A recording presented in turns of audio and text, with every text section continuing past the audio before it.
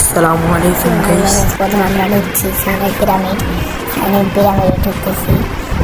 ঢোকার পরে আমরা ওখানে চারিপাশে ঘুরবো, ঘোরার পরে সবাই বাড়ি ফিরে আসবো। তবে বাড়ি ফিরে আসবো অনেক পরে, দেখতে তো পাচ্ছেন। তো সানের পিরামিড গিয়েছিলাম আমরা। এটা আমার আব্বুর পরে আছে আমার আম্মু, আমি এবং আমার আব্বু সেখানে গিয়েছিলাম।